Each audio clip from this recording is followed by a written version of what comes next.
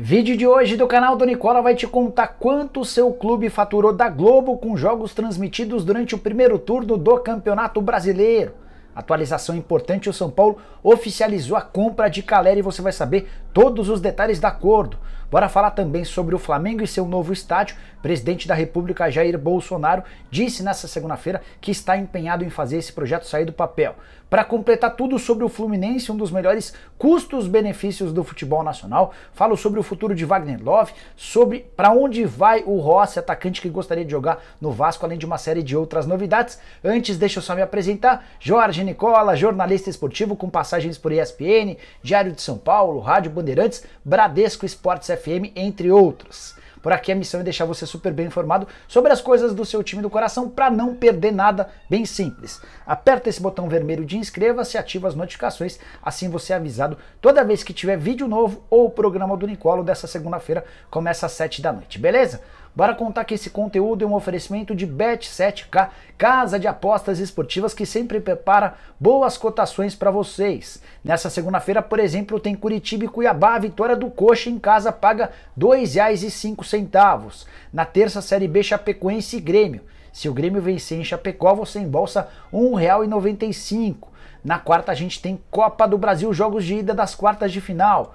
Vitória do Corinthians contra o Atlético Goianiense em Goiânia está pagando R$ 2,75. E se der Flamengo contra o Atlético Paranaense no Rio, você fatura R$ 1,57 para cada real apostado. Não vai desperdiçar essa oportunidade, né? Para participar é super simples, pega o link que está no comentário fixo, já faz seu cadastro agora mesmo e começa a apostar. Lembrando que a Bet7k preparou uma promoção. Para depósitos até R$ 1.200 você ganha bônus de 100%, beleza? Bora começar o vídeo com o tradicional giro de notícias e a primeira informação é sobre o Atlético Mineiro. Hulk completou nesse fim de semana 4 partidas sem marcar gol. Esse é o maior jejum na atual temporada. Passou em branco na derrota do Galo para o Corinthians por 2-1 em pleno Mineirão. Bora falar também que o Corinthians já garantiu a venda dos 3.000 ingressos disponíveis para o seu torcedor para a partida da próxima quarta contra o Atlético Goianiense, jogo na casa do Dragão. Para completar o giro de notícias, contar que Léo Senna, volante que já passou por Atlético Mineiro e Goiás, está rescindindo o seu contrato com o Spezia da Itália. E a partir daí vai ficar livre para voltar ao Brasil. Vale a lembrança de que ele não joga há mais de um ano, teve um problema em consequência da Covid, um problema cardíaco. Está em fase final de recuperação. O São Paulo havia sido um clube especulado. Léo Senna gostaria de jogar no São Paulo, mas nesse momento parece estar mais perto de jogar no Goiás. Seguindo com o giro de notícias, contar que o Santos tentou a contratação de Federico Vera. Nada a ver com o Fausto Vera, jogador do Corinthians. O Federico Vera é um lateral direito que pertence à União Santa Fé. A primeira proposta do Santos, de empréstimo por R$ 800 mil e compra em definitivo por R$ 4.300.000, valores que garantiriam 100% dos direitos econômicos. O União Santa Fé não gostou das cifras oferecidas.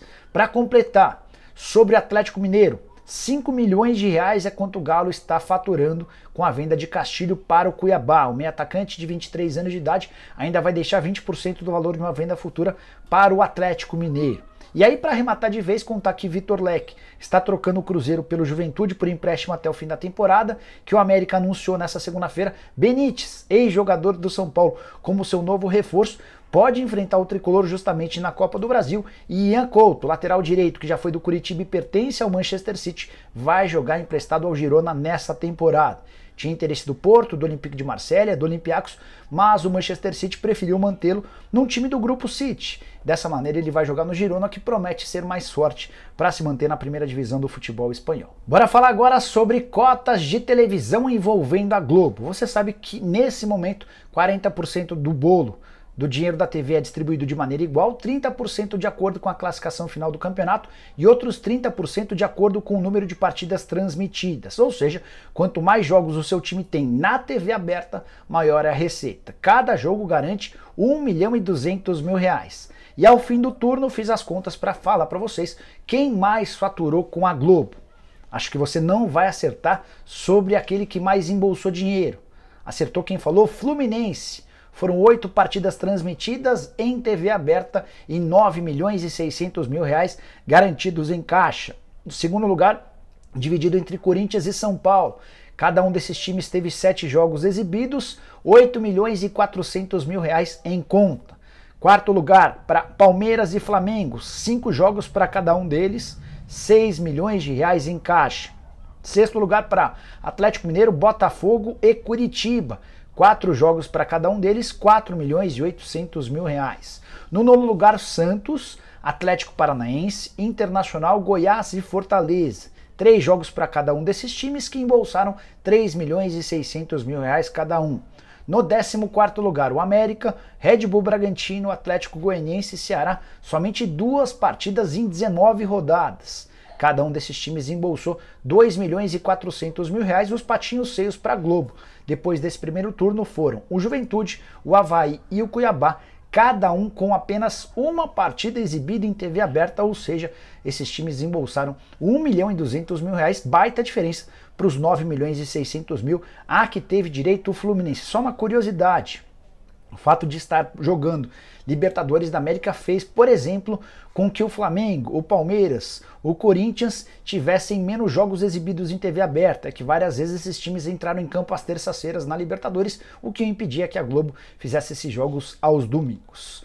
Mudando de assunto, quero falar sobre Wagner Love, que deve voltar ao Brasil até o fim dessa semana. Antes de gravar o vídeo, eu conversei com o Evandro, que é representante do atacante. Wagner Love já tem 38 anos de idade e não tem mais vínculo com o Midland.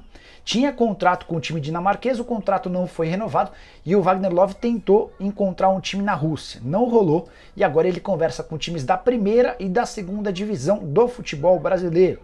A ideia, de acordo com o Evandro, é fechar um novo clube para o Wagner Love até o fim dessa semana. Caberia no seu time do coração, use o espaço para comentários para deixar sua opinião. Outro atacante que pode estar voltando ao Brasil é Rossi, atacante que fez sucesso com a camisa do Vasco da Gama, não esconde o carinho que tem pelo Cruz Maltino. Ele tem contrato de mais um ano com o Al-Fayter. Só confirmar se é esse o nome. Al-Faysaly, vamos dar nome direito aos bois, né? Esse clube árabe gostaria de continuar com o Rossi, mas Rossi, na reapresentação ao elenco, já deixou bem clara a sua intenção de sair. Nesse momento discutem 2 possibilidades: a rescisão do contrato de forma imediata ou o empréstimo do Rossi por um ano para clubes brasileiros. O jogador já deixou bem claro que sua prioridade seria jogar no Vasco. Há uma semana houve um contato do Rossi com dirigentes do Cruz Maltino, mas não há reciprocidade, pelo menos nesse momento. É muito mais o Rossi querendo voltar do que o Vasco querendo a volta do Rossi. Diante desse cenário, não se descarta a possibilidade de o ponta, jogador de velocidade, atuar em outro clube da Série A ou da Série B, dependendo das conversas.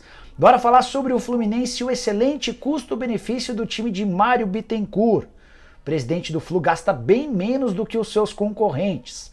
Folha salarial do Fluminense hoje é de 4 milhões de reais por mês. Soma-se aos 2 milhões de reais em direitos de imagem e temos um Fluminense que gasta 6 milhões de reais mensais. Com os impostos, esse valor chega a 7 milhões.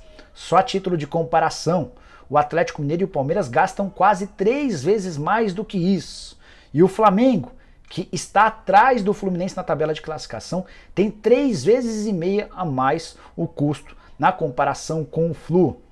Ótimo trabalho do Fernando Diniz, do Paulo Angione, do Mário Bittencourt e das categorias de base, que são sempre uma grande reveladora de talentos. O Fluminense vira e mexe se recorre às categorias de base para fazer sucesso. São vários os atletas que surgem lá e são vendidos por bons valores, antes garantem, obviamente, um resultado esportivo. Queria contar a respeito do Fluminense, que com a vitória contra o Red Bull Bragantino nesse final de semana, o Flu passou para 3º lugar, só atrás do Palmeiras e do Corinthians. Classificação muito acima das expectativas e consolidação de um bom trabalho do Fernando Diniz, que parece ter recuado em algumas das suas convicções. É óbvio que continua praticando um jogo extremamente ofensivo, de posse de bola, mas sem tanto exagero. Em outros tempos, se um goleiro ou um zagueiro desse um bicão para frente, o Fernando Diniz ficava revoltado. Hoje em dia ele já é muito mais complacente com esse tipo de situação. Flu, que é o 3º ao fim do primeiro turno do Campeonato Brasileiro, também está nas quartas de final da Copa do Brasil e enfrenta o Fortaleza, e para mim é favorito a chegar às semifinais. E aí teria o vencedor do confronto entre Corinthians e Atlético Goianiense. Por que não imaginar o Fluminense na final da Copa do Brasil, com investimentos e custos bem mais baixos do que seus principais concorrentes? Queria que você deixasse a sua nota para o trabalho dos dirigentes do Fluminense. De 0 a 10, use o espaço para comentários e deixe a sua opinião, beleza? Bora falar agora sobre o Flamengo e o projeto da Arena. O Flamengo está decidido a construir um estádio próprio e escolheu o gasômetro, um terreno no centro da cidade, para erguer essa arena de 70 a 80 mil pessoas, inspirada no Signal Iduna Park, que é o estádio do Borussia Dortmund, um dos estádios com maior média de ocupação em todo o mundo. O estádio alemão do Borussia costuma receber 80 mil pessoas em todas as partidas, a média é espetacular. Estádio bem vertical, com várias características que agradaram demais ao torcedor e também aos dirigentes rubro-negros. E a grande novidade é que nessa segunda-feira o presidente da República, Jair Bolsonaro, participou da 5ª edição do Agribusiness. E ele discursou no Agribusiness falando a respeito das negociações entre Flamengo e Caixa. A Caixa Econômica Federal é dona do terreno onde poderia ser construído o futuro estádio rubro-negro. Bolsonaro também assegurou que existem tratativas para que esse projeto saia do papel. A frase é a seguinte, abre aspas, vamos atender ao Flamengo. Estudo de viabilidade está bastante avançado e sem intermediários. Se aparecerem prefeitos dizendo qualquer coisa, estão mentindo, fecha aspas. O Flamengo evita falar sobre o assunto, até porque enquanto não fechar tudo, entende-se que todo o silêncio é bem-vindo. Mas o próprio presidente da República já falou em relação ao estudo de viabilidade avançado. Há uma disposição do presidente da República em ajudar no acordo com a Caixa, enfim. Ao que parece, o tão sonhado, o sonho antigo da casa própria rubro-negro está perto de sair do papel. E você gostaria do Flamengo com um estádio novo? Entende que há necessidade? O Maracanã comporta as necessidades do Fla? Uso o espaço para comentários, só queria deixar a minha opinião. É óbvio que o Flamengo, jogando para 60, 70 mil pessoas no Maracanã, faz do Maraca sua casa. Mas ter um estádio próprio traz uma série de vantagens, como, por exemplo, a obtenção de várias receitas novas, com camarotes, com cativas, com espaços que são utilizados ao longo de dias sem jogos, visitação do museu, enfim, você pode transformar aquilo numa grande capacidade geradora de receitas. E para o Flamengo, com a torcida gigante, eu tenho certeza que ter um estádio próprio seria algo extremamente benéfico. O custo do terreno no gasômetro está avaliado em 400 milhões de reais. Só precisamos acompanhar como é que vai se dar esse pagamento. Mas vou ficar em cima dessa história, qualquer novidade trago para vocês, beleza? Bora falar agora sobre Jonathan Calleri, agora de forma oficial, reforço em definitivo do São Paulo. Você vai lembrar que ele chegou no ano passado por empréstimo de 1 ano e meio. E para que o São Paulo o comprasse, haveria necessidade de pagamento de 3 milhões de dólares. Tricolor anunciou de forma oficial na manhã dessa segunda-feira que adquiriu o jogador em definitivo do Deportivo Maldonado. Vai pagar esses 3 milhões de dólares, que hoje equivalem a 16 milhões e 100 mil reais, em 3 parcelas. Uma a cada ano. Uma compra extremamente barata e interessante de um jogador que vai ser 100% vinculado ao São Paulo. Tenho certeza que o Calleri esperava bastante tempo por isso. Porque desde lá de trás, quando surgiu no Boca Juniors e foi emprestado ao São Paulo, foram várias sessões de empréstimos para clubes diferentes, sem que ele pudesse se fixar em um time específico. O salário do Calleri também aumenta, vai ganhar na casa de 1 milhão de reais por mês e assinou o contrato com o Tricolor, novo contrato, até 2025, tá? Jogador que tem dado conta do recado, desde que chegou ao São Paulo nessa segunda passagem são 56 jogos, 24 gols, na atual temporada 19 gols em 40 partidas, é de longe o principal artilheiro do Tricolor. São Paulo que ainda busca confirmar nas próximas horas a chegada do Galopo, segue tentando convencer o Santos a liberar o goleiro John, ainda busca um atacante de velocidade pelo lado do campo, um zagueiro e eventualmente mais um atacante de referência. Bora falar agora a respeito de Varela, lateral direito uruguaio, a caminho do Flamengo. Contei para vocês que a segunda-feira seria super importante. É que o Varela acenou com a suspensão do seu contrato no Dinamo. O clube russo prometeu para hoje uma proposta de renovação. A ideia era se aproximar das cifras oferecidas pelo Flamengo para que o jogador ficasse e desistisse da suspensão do contrato.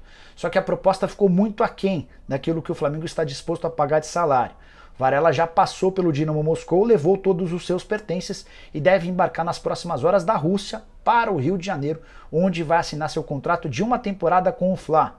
Antes, obviamente, ele vai assinar ou ele vai avisar a FIFA da sua intenção de suspender o contrato do Dinamo por uma temporada. O Dinamo, inclusive, já foi comunicado sobre essa intenção e deve fazer um anúncio de forma oficial sobre a saída do lateral. 29 anos de idade, atleta da seleção uruguaia na última Copa do Mundo, chega para resolver um dos problemas, uma das lacunas de maior carência do elenco rubro-negro na lateral direita. Se você conhece o Varela, queria saber a sua opinião a respeito dele. E se você curtiu o vídeo, não esquece de deixar like, de se inscrever no canal. A gente se encontra daqui a pouquinho a partir das 7 da noite naquele esquema. Você manda pergunta, eu respondo o que eu não souber. A gente tenta descobrir com as minhas fontes via WhatsApp. Abraço, tchau!